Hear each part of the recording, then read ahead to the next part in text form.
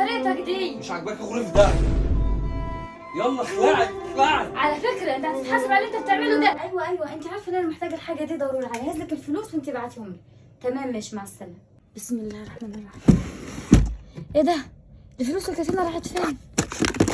الفلوس راحت فين؟ فين الفلوس؟ احمد ايه انا؟ احمد ابرد علي، الفلوس راحت فين؟ فلوس ايه؟ الفلوس انا كانت في الدرج هنا.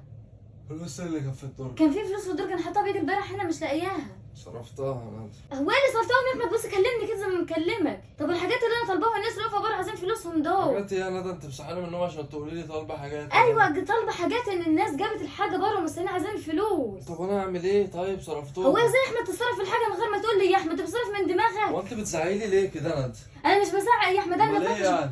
الفلوس اللي انا حطاها، انا حاطه الفلوس امبارح في الدرج، وعلى اساس دي طلبت حاجات وجت حاجات محتاجينها هنا في البيت. الفلوس دي بتاعتك عشان تطلبي وتعملي وتروحي وتيجي. أيوة. وانت ايه، ما بتشمي ريحه الفلوس زي البودره عندك؟ ايوه ليا فيها الفلوس دي زي ما ليك فيهم. امال ايه؟ يعني ايه ليكي فيها؟ الفلوس دي مش بتاعت شغلنا ولا ايه؟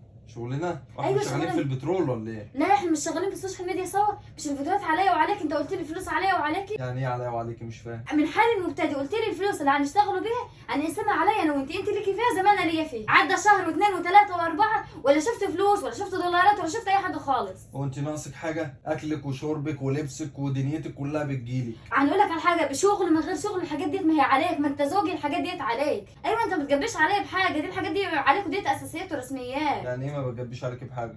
انت كزوجي لازم تصرف عليا، تاكلني وتشربني وتلبسني وتخرجني وتدخلني، ومصروفي كله عليك، وتوديني للدكتور، كل ده عليك طبعا. طب ما انا بعمل كده. ماشي تعمل كده انت، انما الفلوس بتاعت الشغل ديت نقره ودي نقره تاني، دي مالهاش دعوه بدي. اشمعنى انت تاخد مصروفك الشخصي وتنزل تقعد مع اصحابك على القهوه وتشتري اكل وتاكل وتعمل بره، وانا لما نيجي نطلب حاجه لنفسي ولا عايزه نجيب حاجه يبقى لا انت مالكيش ولا مش عارف ده في الفلوس. انت بتكلميني ليه كده ندى؟ انت بتقول لي مالكيش فيها. ايوه من امتى يعني الكلام دوت؟ سكت قبل كده كتير يا احمد، انت لقيت مفيش ردة فعل من ناحيتك. كل مره كل شهر فلوس تتصرف ما اعرفش راحوا فين، تدخل تسحب منهم وتنزل، بتوديهم فين انا ما اعرفش، ولما اجي احاسبك ولا اسالك الفلوس راحت فين تقول لي لك مالكيش فيه مالكش فيه ازاي يا احمد؟ انت الشهره غيرتك بقى. لا انا ما اتغيرتش يا احمد، انت اللي قلت لي ان الفلوس ديت ليكي فيها زي ما انا ليا فيها، وانت قلت لي ولا ده كان كلام عشان تخليني نصور ونعمل شغل وبعدين في الاخر تيجي تضحك عليا. طب قدري ما حصلش، وقدرينا مش هنصوره ومش هنعمله فيديوهات ومش هنعمله اي حاجه، وعادي يعني. هو ايه اللي عادي يعني؟ ايوه عادي يعني. خلاص بقى طالما عادي مفيش حاجه فيها، يبقى كده صفي لي الشغل بتاع الشهور اللي فاتت دي كلها وطلع لي نصيبي فيها واديهولي، وبعد كده نصفي الشغل وكده،